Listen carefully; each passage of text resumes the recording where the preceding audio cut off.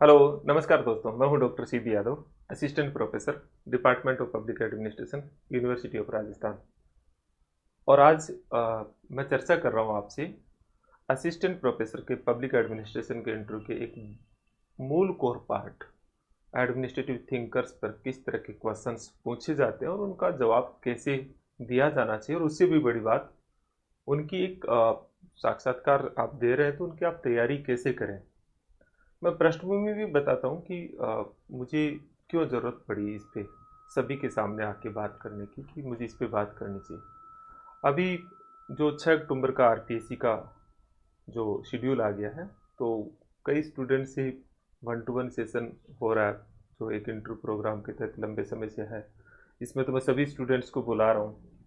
पिछले 3 दिनों में लगभग 30-35 स्टूडेंट से जो एक मॉक इंटरव्यू की प्रक्रिया हुई, उसमें हालांकि मैं मेरी अपनी भूमिका को बहुत सीमित रखता हूँ, लेकिन मैं सुनता हूँ।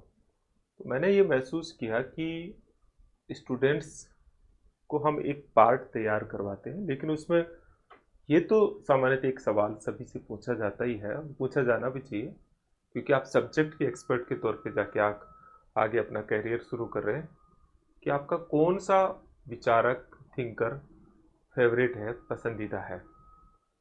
पब्लिक एडमिनिस्ट्रेशन में एक और चीज़ है, इसमें जो थिंकर है वो थ्योरी से भी कनेक्ट होता है। तो एक तरह से थ्योरी से शुरू करते हैं तो भी थिंकर पे आ जाता है। और मैंने ये महसूस किया कि स्टूडेंट जैसे फैक्चुअल पार्ट होता है उसको तो फटाफट बताता है, लेकिन थोड़ा सा उसको डीपली जोड़ते हैं और थोड़ा उसको तुलनाएं करने लग जाते हैं। तो मैंने अधिकांश स्टूडेंट्स में देखा कि वो बगले झांकते हैं, लगता है कि नहीं, बता ही नहीं पा रहा है। जबकि इंटरव्यू में तो ऐसा थोड़ी होता है, जो वो तो नॉलेज का टेस्ट तो हो ही चुका है, कि जो ऑब्जेक्टिव में पूछा है वो फैक्ट्स आपसे पूछे। ऐसे नहीं होता है। तो ऐसा मुझे लगा कि आप लोगों की शायद इन थिंकर्स को लेके जो तैयारी का एक दृष्टिकोण, प्रॉपर दृष्टिकोण नहीं है। तो इस लेक्चर में मैं एक दृष्टिकोण और फिर लगभग सभी थिंकर्स के बारे में थोड़ी थोड़ी, कि उसमें किस तरह के क्वेश्चंस बन सकते हैं। हालांकि ये चर्चा मैं 3-4 घंटे भी करूँ तो कम है, लेकिन एक डायरेक्शन दूंगा मैं उसमें। बाकी फिर आज रात 10 बजे मैं जूम पे भी डिस्कशन कर रहा हूँ, और लगातार मैं जूम पे आपसे अलग अलग सेशन में डिस्कशन कर ही रहा हूँ, तो उसमें फिर और डिटेल से चर्चा करेंगे। तो मैं मेरी अपनी समझ बताता हूँ, जो मैं फिर समझा कि आपको दिक्कत कहाँ आ रही है। कोई भी प्रशासनिक विचारक जब आप लेते हो, कोई भी चिंतक आप पढ़ रहे हो, सबसे पहले पहला तो ये हो कि आपका ये सवाल होता है कि पसंदीदा कौन सा है। तो आप जो फेवरेट थिंकर का जब आप नाम बताते हैं, तो वो उसका पैरामीटर क्या है कि आप फेवरेट क्यों बताते हैं। क्या वो थिंकर आपको आता है अच्छे से, मतलब वो जो उसका विचार आपको अच्छे से आता है इसलिए फेवरेट बता रहे हो, मुझे लगता है यही पैरामीटर रखते हो। लेकिन मैं इसे ठीक नहीं मानता उतना। आपको सरल लगे, आपको थोड़ा समझ में आ रहा है, इसलिए फेवरेट बता रहे हो। पसंदीदा का मतलब ये होता है कि उसका विचार जो है, उसका जो विचार है, कोर आइडिया है, वो क्यों पसंद है आपको, है ना। मतलब उसका क्या महत्व है, उसकी क्या प्रासंगिकता है, नहीं है, ये आपको बेहतर तरीके से पता होना चाहिए। तो केवल मुझे ये टेलर पता है और टेलर के बारे में मैं फंक्शनल फॉर्मेंसी बता दूं, मेंटल रिवलेशन बता दूं, मैं वैज्ञानिक प्रबंधनवाद के 4 प्रिंसिपल और 5 फिलोसफी बता दूं, उनकी कुछ बुक्स बता दूं, नहीं है, थ्योरी ऑफ एक्सेप्शन बता दे, उनकी गति अध्ययन, समय अध्ययन, थकान अध्ययन बता दे, उनकी विभेदीकृत दर व्यवस्था बता दे, ये तो नहीं है। उससे आगे क्यों, क्यों का जवाब आपने क्या ढूंढा। क्योंकि हमेशा जो क्रॉस क्वेश्चन आएगा वो अगेंस्ट आएगा। वो कहेंगे इसी मुझे तो नहीं पसंद, बताइए कैसे, ये तो बेड़ा गर्द कर रहा है यहाँ। अगर टेलर को लेते हैं तो फिर वो दूसरा विचार सामने रख देंगे कि बिना मानवीय तत्व, बिना इनफॉर्मल के तत्व कैसे काम चलेगा। एक एग्जाम्पल ले रहा हूँ आपसे। तो उस स्थिति में आप फिर क्या करते हो कि अपने विचार से पीछे हट जाते हो और जैसे जैसे इंटरव्यू लेने वाला आपको ले जाता है वैसे वैसे उसके पीछे हो लेते हो और आप वहीं पे आउट नहीं। जब आपका फेवरेट है इसका मतलब आपको उसके साथ डटे रहना है और आपके तर्क और पक्ष ऐसे होने चाहिए जिससे दिखना चाहिए कि वो फेवरेट क्यों है। तो सबसे पहला, अगर आपका फेवरेट विचारक है तो पहला जवाब ये ढूंढो कि वो फेवरेट क्यों है। अब कोई एक होगा तो मैं बता सकता हूँ कि इसे क्यों कहें। तो अलग अलग के बारे में मैं चर्चा इतनी तो लंबी नहीं करूंगा, लेकिन सबसे पहले आप निकालो और जहां आपको लगता है आपने चुन लिया हो तो आप मुझसे बात कर सकते हैं। मैं बताता हूँ कि इसमें आपका ये विचार में थोड़ा ऐसे और जोड़ दीजिए तो आपका एक पक्ष बन जाएगा। तो पहले ये देखिए कि वो पसंदीदा क्यों है आपको, फिर आप आते हो उसकी थ्योरी पढ़ते हो। नहीं, दो चीजों को आप इसमें देखो, क्योंकि ये हमें ये तो पता है कि आप उनके बेसिक कंसेप्ट तो पढ़ के आए होंगे, इसीलिए तो आपने फेवरेट बोला और उस पर सवाल पूछेंगे पूछेंगे। लेकिन दो चीजें आप देखें, थोड़ा उस विचारक की जीवनी को देखें, उसके जीवन को देखें कि उसका जीवन परिचय क्या है। आपका फेवरेट है तो आपको पता होना चाहिए, क्योंकि उससे उसके व्यक्तित्व निर्माण का पता लगता है। और थोड़ा उसका लिटरेचर देखें, उसका साहित्य देखें, उसकी बुक कौन कौन सी है। तो साहित्य को बहुत गहरे से देखना है और उस साहित्य में क्या है देखना है, केवल बुक का नाम ही नहीं देखना, नाम के साथ ईयर देखना है और उस बुक में क्या कंटेंट है पर्टिकुलर उस बुक में। क्योंकि वो एक विचारक पे आप काम कर रहे हो तो थोड़ा नेट का सहारा लीजिए, थोड़ा हम लोगों से पूछिए, कोई और सीनियर प्रोफेसरों से पूछिए कि पर्टिकुलर इस बुक में क्या बात कही है इस विचारक ने, ये आपको पता हो। क्योंकि कभी कभी ये होता है कि आपसे पूछ ले कि इसका कोर ये विचार किस पुस्तक में लिखा है और उस समय आप जीरो।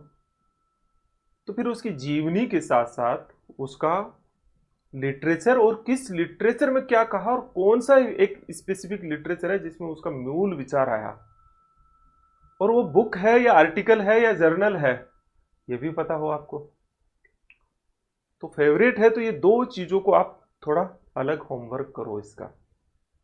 जब आपका ये होमवर्क हो जाए तो फिर आप क्या करेंगे, उसके बाद में इसका जो कोर विचार है, जो कोर थ्योरी है नहीं है, उसे पॉइंट वाइज वो संक्षिप्त में, क्योंकि वो आपने पहले खूब पढ़ रखी है तो उसे पढ़ लीजिए और उसमें कुछ क्वेश्चंस को निकाले हैं आप और उनकी प्रैक्टिस करनी है। तो ये तो आप कर लेंगे, लेकिन जो क्वेश्चंस आपकी प्रिपरेशन है वो कहाँ से है। ये जो किसी थिंकर का आपने यहाँ पे आ जाते हैं, ये तो आ ही गया कि किसी विचारक का ये कोर पार्ट आ गया, मतलब कोर आइडिया क्या है ये आपने देख लिया, मतलब आपने उसकी क्या क्या थ्योरीज है वो आपने पढ़ ली। तो अब आपका काम शुरू होता है क्वेश्चंस पे, क्योंकि यहां से हम सवाल शुरू करते हैं। जैसे फॉर एग्जांपल उन्हें भागों में बांटिए और अपने कुछ कुछ पॉइंट्स बनाइए। उस विचार की प्रासंगिकता क्या है, मतलब ये कॉमन बात है आप कर लेंगे। उस विचार का आलोचनात्मक पक्ष क्या है, किस किस ने क्या क्या आलोचना की और क्यों की, ये भी आप कर लेंगे। ये भी मुझे पता है आप आराम से कर लेंगे। ये दो बात भी वैसे सभी बुक्स में नहीं मिलती, लेकिन इसे कर लेंगे। महत्वपूर्ण यह है कि अब आपसे सवाल थोड़ा आगे आता है। एलपीजी के युग में, ई गवर्नेंस के समय या आजकल एआई के जमाने में इसका क्या महत्व है। नंबर एक बात इस तरह से जाके पूछे तो फिर आप थोड़ा सा उससे कनेक्ट करें। इससे भी आगे जाके आपसे पूछते हैं, वो पूछते हैं, इसको जोड़ते हैं आपका उस आइडिया को कि ये आज के गुड गवर्नेंस में कितना रेलेवेंट है, उसमें कितना प्रासंगिक है या नहीं है। ये सवाल को कनेक्ट करने की कोशिश करता है इंटरव्यू लेने वाला। तो आप और अगर आपका गुड गवर्नेंस अच्छा है और आप इंटरव्यू को उधर ले जाना चाहते हो, तो एक तरीका ये भी है। तो आप उस विचारक के कोर आइडिया को, जैसे tailor versus good governance, number 1। एक ये होता है कि उससे कनेक्ट कंसेप्ट कौन सा है और दूसरी थ्योरी कौन सी है, ये थोड़ा आप विचार कीजिए। जैसे टेलर, तो टेलर किससे कनेक्ट होता है? एनपीएम से, नहीं है? एनपीएम को नव टेलरवाद भी कहा गया है। तो आपसे पूछे नव टेलरवाद क्यों कहा गया, ये तो मैं एक एग्जाम्पल ले रहा हूं, हर थिंकर को ऐसे ही सोचना है। तो आपको फिर उससे कनेक्ट करना है कि उसका किस से कनेक्ट होता है, किस कंसेप्ट से उस कनेक्ट हो रहा है, और किस थ्योरी दूसरी जो है उससे वो कनेक्ट होता है, और कौन कौन से प्रिंसिपल उसने दिए हैं। जैसे फेयोल है तो यूनिटी ऑफ कमांड है, हायरार्की है, इसी तरह से गैंग प्लांक का प्रिंसिपल जो था, और इसी तरह से यूनिटी ऑफ डायरेक्शन है। तो ये प्रिंसिपल्स में उनका विचार जो है वो कोर आइडिया आ जाता है। तो अगर कोई प्रिंसिपल कनेक्ट होता है तो उसकी तरफ देखना है, क्योंकि उसको उससे कनेक्ट करते हैं, नहीं है? कभी कभी जैसे फेयोल है तो वो ट्रेनिंग से भी कनेक्ट होता है। तो इस तरह से आप उसको देखना है।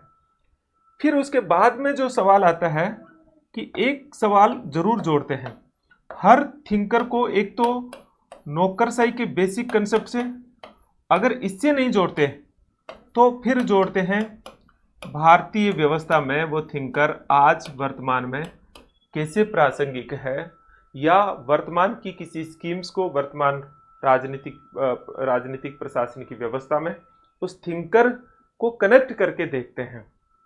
जैसे फॉर एग्जांपल आपसे पूछे कि टेलर के वैज्ञानिक प्रबंधनवाद को आज की पॉलिसी इंप्लीमेंटेशन में या पॉलिसी मेकिंग में आप कैसे देखते हैं, कोई ऐसी नीति है जहां ऐसा हो रहा है तो आप बताएंगे। मनरेगा के अंदर जो डिफरेंशिएट पीस रेट सिस्टम है, विभेदीकृत दर व्यवस्था है, उसको लागू किया गया है।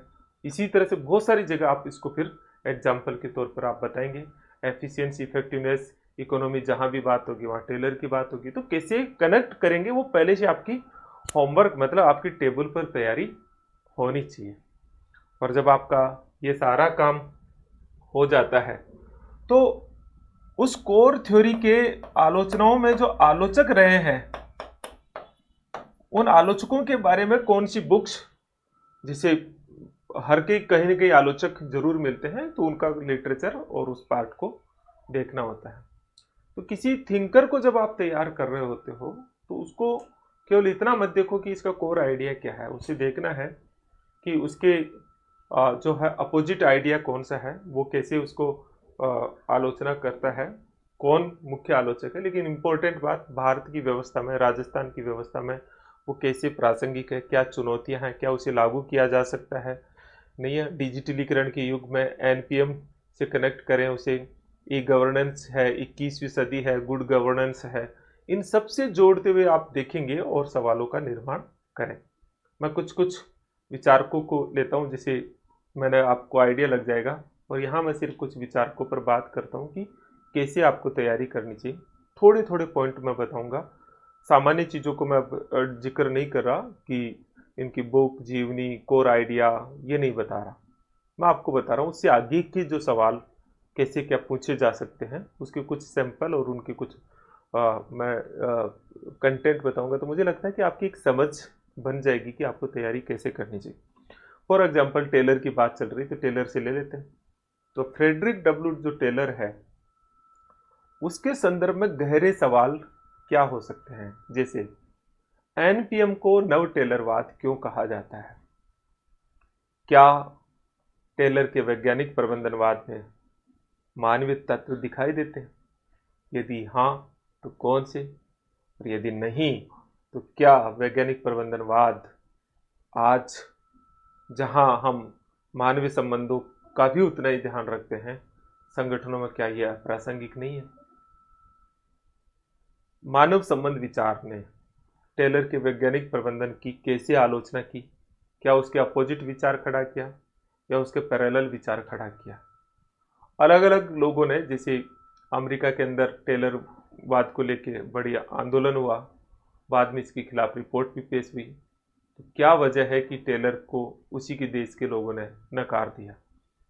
इस तरह से क्वेश्चन हो सकते हैं। जैसे मैंने कहा गुड गवर्नेंस, तो आज के सुशासन में टेलर के विचारों को आप कहाँ पाते हैं, कैसे देखते हैं, ऐसे भी आपसे पूछे जा सकते हैं। एनपीएम वर्सेस वैज्ञानिक प्रबंधनवाद, कौन कौन से घटक ऐसे हैं नवीन लोक प्रबंधन के जो आपको टेलर में भी दिखाई देते हैं, और कौन से घटक वो हैं जिनकी टेलर बात नहीं करता लेकिन वो एनपीएम के भीतर है। तो इस तरह से आप देख सकते हैं, एनपीए और टेलर को भी आप कनेक्ट कर सकते हो। तो आप देखेंगे कि एनपीएम और टेलर वैज्ञानिक प्रबंधनवाद दोनों में ही 3E इकोनॉमी, एफिशिएंसी और इफेक्टिवनेस की बात है। दोनों ही एक तरह से जो है वैज्ञानिक तकनीकों पे बल देते हैं, वो भी वैज्ञानिक तकनीकों पे बल देते हैं, नहीं है। लेकिन जो एनपीएम है वो एक तरह से बाजार को आगे लगाने की बात करता है। टेलर ऐसी कोई स्पेसिफिक बात नहीं करते हैं, वो एक कस्टमर की तरह देखने की बात करता है। हाँ, टेलर भी इस तरह की बात करता है, लेकिन जिस तरह से टेलर ने फंक्शनल फॉर्मेनशिप के माध्यम से विशेषीकरण की बात की, एनपीएम भी इस तरह के विशेषीकरण की बात करता है, एंटरप्रेन्योरशिप की बात करता है। तो इस तरह से आपको कनेक्ट करते हुए उसे देखेंगे। क्या टेलर में मानवीय तत्व है? जरूर, कैसे नहीं है, बिल्कुल है। उनका अगर हम सहयोग का विचार देखें, अगर उनकी थ्योरी ऑफ एक्सेप्शंस देखें, अगर हम उनका फंक्शनल फॉर्मेनशिप का विचार देखें, अगर हम उनका थकान अध्ययन देखें, तो ये मानवीय तत्व की ओर इंगित करता है कि टेलर जो है मानवीय तत्वों का भी ध्यान रख रहा है।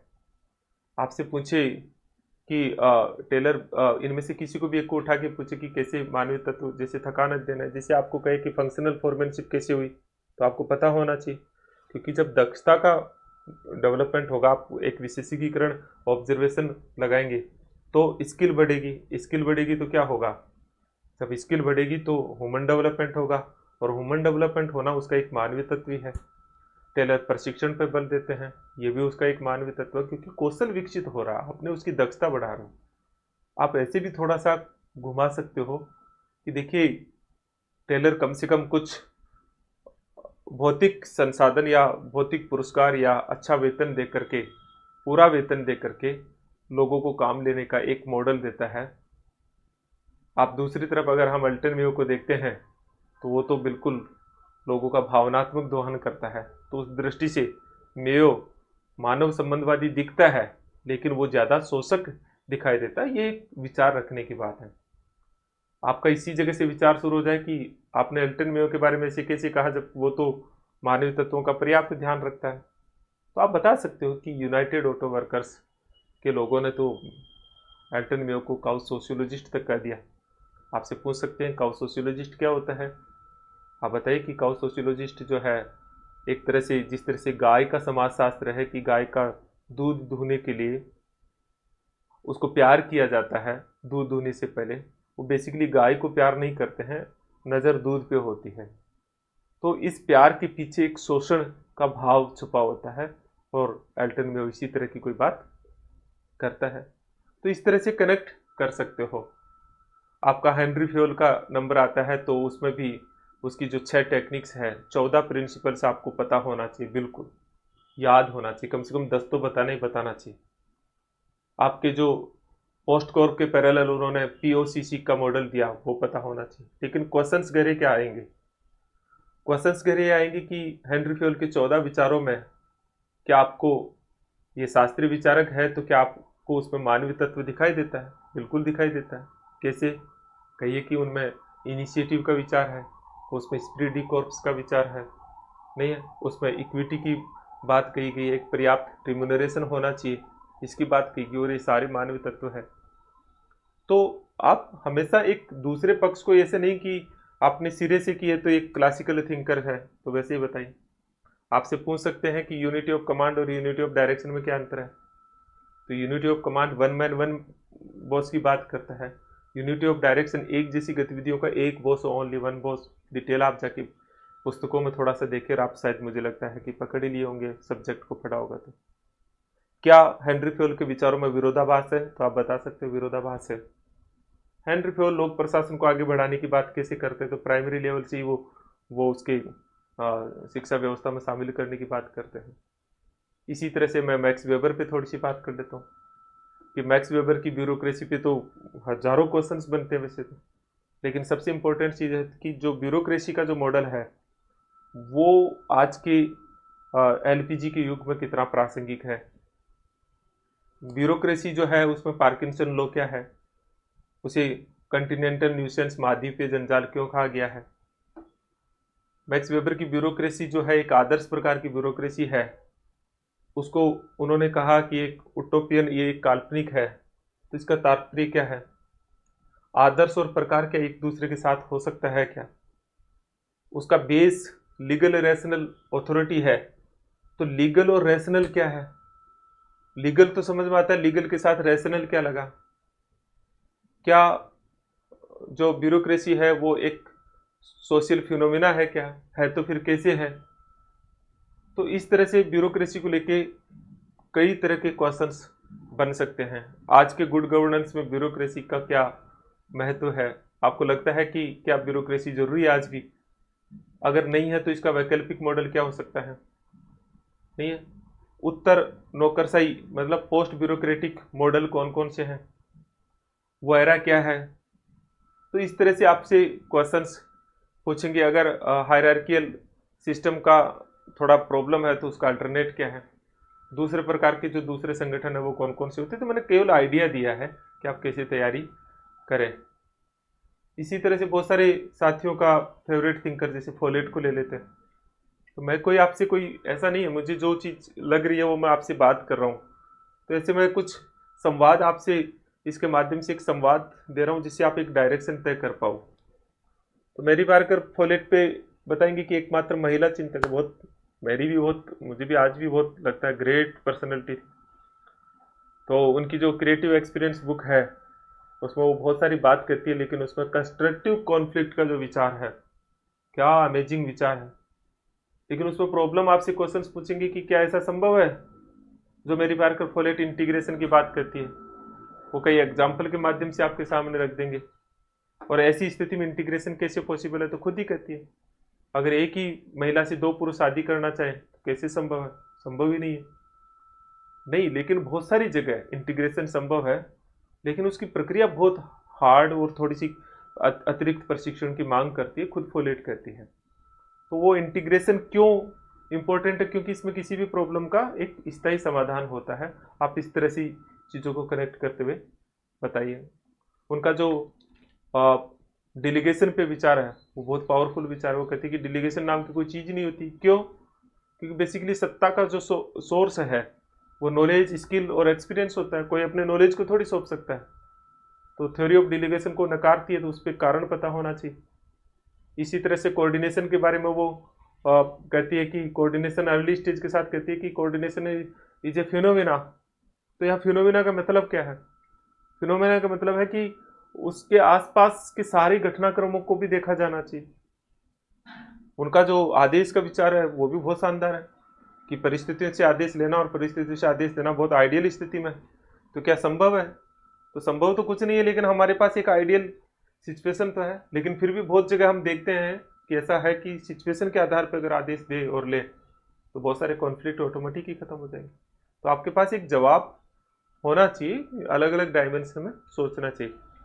बहुत सारे स्टूडेंट्स ने मेरे मैं देख रहा था कि वो हर्बर्ट साइमन को लेके बताते हैं कि मेरे फेवरेट विचार है। कि भाई क्यों है, इसलिए है क्योंकि किसी भी संगठन का जो भविष्य होता है वो उसके निर्णय पे टिका रहता है, और निर्णय कैसे लिए जाए इसका पता ही नहीं, और निर्णय सटीक कैसे हो इसका साइंस विकसित होना चाहिए। आप बता सकते हो सर संगठन का क्या, केवल इंसान भी जो है अपने निर्णयों का उत्पाद होता है, भविष्य में कहाँ रहेगा वो भी उसके निर्णय पर डिपेंड रहेगा। तो डिसीजन मेकिंग मॉडल और उसमें डिसीजन जो है डिसीजन सेंटेंस उसका एनालिसिस किया उन्होंने, और 6 प्रकार की रैशनैलिटी देते हुए वो कहते हैं कि डिसीजंस को रैशनल बनाओ, टेक्नोलॉजी का प्रयोग करो, कंप्यूटरीकरण का प्रयोग करो। उस दौर में कह गए वो, इसलिए आज के दौर में साइमन बहुत प्रासंगिक है। उन्होंने प्रोग्राम और नॉन प्रोग्राम दो तरह के डिसीजंस में जो डिवाइड किया, उससे हमें पता लगता है कि हम जो नॉन प्रोग्राम डिसीजन है उनको कैसे हमको समय देना चाहिए। नहीं, प्रोग्राम नॉन प्रोग्राम कैसे हमको जो प्लानिंग और पॉलिसी मेकिंग टाइप के डिसीजन है उनको हमको प्रोसीजर अपनाना चाहिए, उसमें कैसे ज़्यादा जो है उस पूरे मॉडल को अपनाएं। बाउंडेड रेशनैलिटी क्यों होती है, कौन कौन सी हमारी लिमिटेशंस है और उन लिमिटेशंस को कैसे पूरा किया जा सकता है। आपसे पूछा जा सकता है कि साइमन का ये मॉडल क्या छोटे संगठनों के लिए भी यूज हो सकता है, क्या इसका उपयोग हो सकता है, क्या इमरजेंसी सिचुएशन में उपयोग हो सकता है? बिल्कुल नहीं हो सकता। वहाँ वहाँ प्रॉब्लम है, हर जगह लागू नहीं हो सकता, लेकिन फिर भी मैक्सिमम जगह प्रशासन में इसको लागू किया जाना चाहिए। ऐसे करते हुए आपके एक सीन बनना चाहिए। गुड गवर्नेंस से कनेक्ट करो कि कैसे महत्व है, क्योंकि पूरा गवर्नेंस इसी पे तो डिपेंड है, डिसीजन पे ही तो। इसलिए गवर्नेंस सिस्टम में अच्छी कैपेसिटी बिल्डिंग उसका महत्वपूर्ण पार्ट है, ई गवर्नेंस उसका महत्वपूर्ण पार्ट है, और साइमन यही तो बात करता है, इसलिए उससे कनेक्ट कर रहे हैं। चलो फिर नई नई तरह की जो टेक्निक्स है डिसीजन की वो कनेक्ट हो जाएगी, जैसे डेल्फी टेक्निक है, प्रोजेक्ट मैनेजर टेक्निक है, गेम्स थ्योरी है, लीनियर प्रोग्रामिंग टेक्निक है, पर्ट है, सीपीएम है, मैंने कुछ बताइए, और भी बहुत सारी है। तो उनसे कनेक्ट करते हुए फिर क्वेश्चंस, तो इस तरह से क्वेश्चंस आपका साइमन से सीधा के साथ यालजिक ड्रॉर पर चला जाता है, जहाँ गार्बेज मॉडल आ जाएगा वहाँ पे कि वो क्या है, नहीं है। वहाँ वो बात करते हैं एक सुपर नेचुरल पावर की भी, कि एक बहुत ही हमारे पास एक सुपर नेचुरल पावर है, उसके आधार पर भी डिसीजन लिए जाते हैं। मोटिवेशन पे बहुत सारे विचारक हैं, नहीं एक्स वाई थ्योरी पे मैंने कई बार चर्चा भी की है, इसको लेके बहुत सारे क्वेश्चंस पूछते हैं। बताइए कैसे, मतलब ये दो विरोधी बात क्यों कर रहा है, कैसे इसका महत्व है, कैसे आप लागू करेंगे, आप इसे आप प्रशासन में कैसे लागू करेंगे, आप एक शिक्षक के तौर पर कैसे लागू करेंगे। हजबर्ग का 2 फैक्टर थ्योरी भी इसी तरह से, कि सेटिस्फेक्शन डिससेटिस्फेक्शन का कॉन्फ्लिक्ट क्या है, ये हाइजीन सीकर और मोटिवेटर सीकर है क्या। क्या लगता है कि आज हम हमारे जो भारत की लोक सेवाएं हैं, प्रशासन है, उसमें ये 2 फैक्टर दिखाई देता है। गुड गवर्नेंस से कनेक्ट कीजिए, क्या चुनौतियां हैं।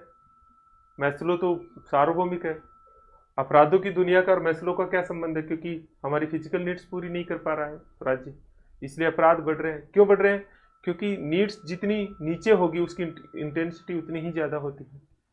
मैस्लो पर जो क्वेश्चंस है वो आप देखिए, जो उसकी एस्टीम नीड्स है उसको लेके कई बार क्वेश्चंस पूछते हैं, बहुत डीपली क्वेश्चंस पूछते हैं कि जो एस्टीम नीड्स है वो किसी संगठन में कैसे महत्वपूर्ण है, आप कहाँ देखते हैं। तो आपने देखा होगा जैसे बहुत सारे संगठन है, रेलवे जैसे संगठनों ने मतलब खिलाड़ियों को आगे बढ़ाया, काम मत कीजिए आप काम कीजिए, क्यों, क्योंकि उनकी एस्टीम नीड्स को, उनकी रिकॉग्नाइजेशन बनेगी तो वो ब्रांड एम्बेसडर बनेंगे कल को। सेल्फ एक्चुअलाइजेशन का तो आप सवाल इसी पे रहता है। मेरे से पूछा गया था वर्क इज वर्कशिप, बताइए क्या है सेल्फ एक्चुअलाइजेशन, जहाँ काम ही एक आदर्श बन जाता है। नहीं, हमारा योग से जोड़ सकते हैं, अगर आपकी हॉबी योग है और सेल्फ एक्चुअलाइजेशन है तो उससे कनेक्ट कर सकते हैं। तो मेरा कहने का मतलब, मैं बहुत सारी विचारकों का कोई अंत नहीं है, अभी बहुत सारे विचारक हैं, लिंकर्ट बता सकते हो, है ना, बहुत सारे विचारक कंटेम्प्रेरी, ड्वाइट वाल्डो बता सकते हो, मोनेरेले बता सकते हो। ड्वाइट वाल्डो का भी बहुत इंपॉर्टेंट पार्ट है, क्योंकि वो आज आधुनिकरण पे बल देता है, वो कैसे एक विज्ञान बने उस पर बल देता है। नहीं, रिक्स बहुत इंपॉर्टेंट है, रिक्स को आप सबको बहुत अच्छे से पढ़ना चाहिए। रिक्स जब भी पढ़ोगे तो आपको ब्यूरोक्रेसी से कनेक्ट करना चाहिए, और रिक्स का जो साला मॉडल है वो पूरा भारत की ब्यूरोक्रेसी जैसा है। उसमें कलेक्ट क्या है, उसके बाजार एंड कैंटीन में, बाजार और कैंटीन क्या है, ये उसके जो ओवरलैपिंग है तो किसमें ओवरलैपिंग है, ब्यूरो और चैम्बर और साला, और उसके पीछे का फिर फ्यूज प्रिज्मेटिक डिफ्रेक्टेड और उसके वैल्यूज, और फिर रिवाइज्ड प्रिज्मेटिक सोसाइटी। और आज हमारी जो परिस्थिति है उनमें कितना फिट बैठता हूँ। क्या आप मानते हैं कि रिक्स में अब सुधार की जरूरत है? क्या आपको लगता है कि रिक्स नौकरशाही को पूरी तरह से सही ढंग से व्याख्यायित कर पाया? अगर नौकरशाही को सही ढंग से व्याख्यायित कर पाया तो फिर हम नौकरशाही को आइडियल टाइप मॉडल क्यों कहते हैं फिर इसे? तो इस तरह से आपके जो सवालों को मैंने थोड़ा सा दिशा देने की कोशिश कर रहा हूँ मैं यहाँ, कोई अंत नहीं है। मैंने कोई आज का जो लेक्चर है उसमें कोई प्लान नहीं था, मुझे बस ये लगा कि मुझे आपसे बात करनी चाहिए। तो जैसे आप खड़े रह के बात करते हैं वैसे ही मैं बस जस्ट यूनिवर्सिटी से आके मेरे सामने ये चीज़ें आई तो मुझे लगा कि मैं आपसे आज बात करता हूँ। और लगातार ये प्रोग्राम भी चल रहा है, लेकिन पब्लिक एडमिनिस्ट्रेशन के स्टूडेंट बिल्कुल भी एजिटेशन ना करें। देखिए, क्योंकि इस विषय से मेरा अपना लगाव है, इसलिए मैं चाहता हूँ कि ये आप बेहतरीन इंटरव्यू, अच्छे लोग सेलेक्ट हो, ये भी इसमें इंटरेस्ट है। यह नहीं है कि कोई हर किसी के लिए है, एक सहृदयता होती है कि हम हमारी तरफ से बेस्ट ट्राई करें। मेरे साथी लोग भी इसमें सहयोग करते हैं। तो आप जो इंटरव्यू प्रोग्राम नीचे इस पे चल रहा है, वैसे आप देख लीजिए, जो लाइनिंग में चल रहा है उस पे है, मैं डिस्क्रिप्शन बॉक्स में भी डाल दूंगा। लेकिन आप अगर और डिटेल से, क्योंकि इसमें कई सेशन मैं रखता हूँ, 1-to-1 सेशन अब है, लेकिन डीपली थोड़ा सा मैं उस पर देखता हूँ। बोर्ड टीचिंग सेशन है, मॉक इंटरव्यू है, और भी ज़रूरत पड़ती है जहाँ एक मेंटरशिप टाइप में हम देखते हैं। तो सीबी कैंपस जो है ऐप है, उस ऐप को डाउनलोड करके आप जुड़ जाइएगा, है ना। कोई ज़्यादा ज़रूरत हो तो ये हमारे असिस्ट करते हैं हमें, 7412902955, इस पर आप कांटेक्ट कर लीजिए। आपको मुझसे अगर कोई बात करनी है तो, समय तो अभी आपके इंटरव्यू चलेगा उस दौरान तो बहुत कम हो रहा है, लेकिन फिर भी आप टेक्स्ट मैसेज कर दीजिए मुझे, नहीं मैं आपको बता दूंगा कि हम कब बात कर सकते हैं। नंबर लिख देता हूँ, 9887898181।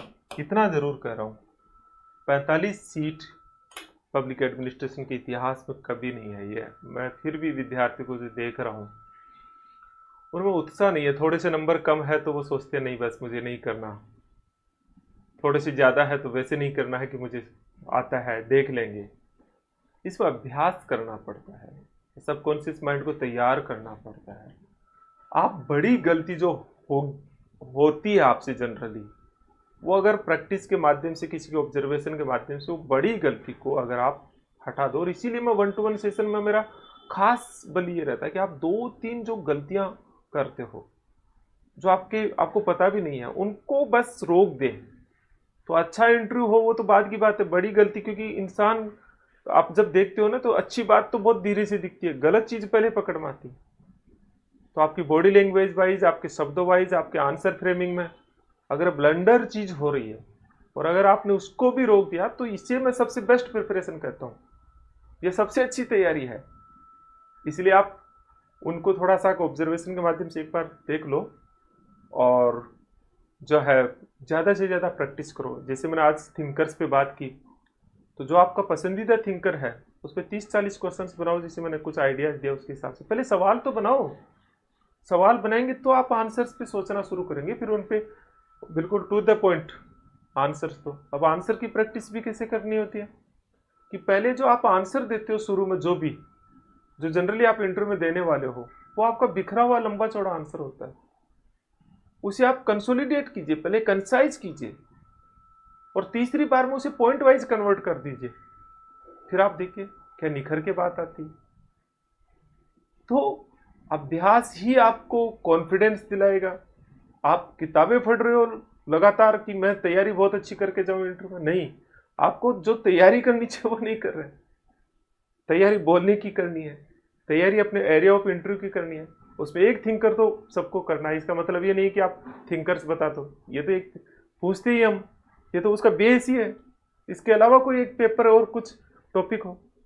तो कई स्टूडेंट्स ने, मैंने कहा क्या पढ़ के आए हो? साहब मैं तो साइमन पढ़ के आया हूँ। अच्छा, ये तो विचारक और क्या पढ़ा है?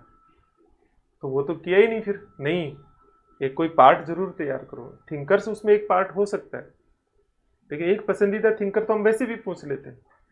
तो उस थिंकर के, उससे सबसे पहले तो उसे पसंद क्यों करते हो, उसकी जीवनी क्या है, उसके लिटरेचर क्या है, उसका कोर विचार क्या है, उस कोर विचार में कॉन्फ्लिक्ट क्या है, उस कोर विचार को पॉइंट वाइज कन्वर्ट करो, और फिर उसकी रेलेवेंस क्या है, उसके क्रिटिक्स कौन कौन है, क्या क्रिटिक्स की, उसकी आलोचना क्या की, 21वीं सदी में क्या महत्व है, गुड गवर्नेंस से कैसे कनेक्ट करोगे, एनपीएम एनपीए से कैसे कनेक्ट करोगे, न्यू पब्लिक सर्विस से कैसे कनेक्ट करोगे। ये कनेक्ट कीजिए उन्हें, जहाँ से उसके सिमिलर दूसरी थ्योरी क्या है, कौन सी है, उसके अगेंस्ट दूसरी थ्योरी क्या है, कौन सी है, ये देखिए। ये क्लासिकल में आता है, ह्यूमन रिलेशन में आता है, बिहेवियरल में आता है तो क्यों आता है, इसकी बात कीजिए। और इस तरह से कई तरह की, उसकी भारत की व्यवस्था के भीतर रिलेवेंसी जरूर देखनी है। आज की व्यवस्था में कोई अगर पॉलिसी उसके लिए बनी है, वो मतलब किसी पॉलिसी में अगर वो प्रिंसिपल देखते हो तो उसका एग्जाम्पल दीजिए। तो इस तरह से आप उसको कनेक्ट करते हुए जब बोलेंगे तो आपके शब्दों में एक गहरी चीज नजर आएगी। इसलिए साक्षात्कार का मतलब प्रश्न का उत्तर देना नहीं होता है। साक्षात्कार का मतलब होता है प्रश्न के उत्तर में कुछ ऐसी गहरी बात रख देना कि इंटरव्यू बोर्ड पर एक छाप पड़े। पूरे इंटरव्यू में सारे प्रश्नों के उत्तर नहीं प्रभाव छोड़ते, कोई 2-3 प्रश्न होते हैं, 2 या 3 या कभी कभी एक उत्तर नहीं, इतना प्रभाव छोड़ता है कि वही आपको स्कोर दिलाता है। तो वो स्थिति आई जब आपके मतलब पिच पे इंटरव्यू आ जाए, तब आपको बहुत डीपली आंसर और बहुत मतलब कंसाइज करते हुए बिल्कुल सटीक चीज़ों के साथ में देंगे जिसमें आपकी गहरी चीज़ आएगी। लेकिन गहरी चीज़ तभी आएगी दोस्तों जब आप प्रैक्टिस किए हुए होंगे। अगर आप प्रैक्टिस नहीं किए होंगे तो वहाँ अचानक से गहरी चीज़ उतर के आ जाएगी, इसकी संभावना कम रहती है। तो मैंने कुछ थोड़ी सी जो पुरानी बातें थी उसमें थोड़ी सी चीज़ें आज और जोड़ी। मुझे आशा ही नहीं, विश्वास भी है अब तो कि आपको ये चीज़ें जो आप बात करते हो तो आपको निश्चित तौर पर ही एक दिशा देने में तो ये जो कुछ लेक्चर रखे हैं वो मदद करेंगे। फिर भी कोई बात हो तो आप नीचे कमेंट बॉक्स में लिख दिया करो, मुझे कॉल कर सकते हैं। ये जो मोड़ होता है वहाँ पे एक छोटा सा सहारा ही आपको कई बार बहुत बड़ा काम कर देता है। इसलिए मैं उस चीज़ को समझ रहा हूँ और हम सभी लोग समझ रहे हैं, केवल मैं ही नहीं समझ रहा। चलिए, आपके लिए इतना ही। नमस्कार।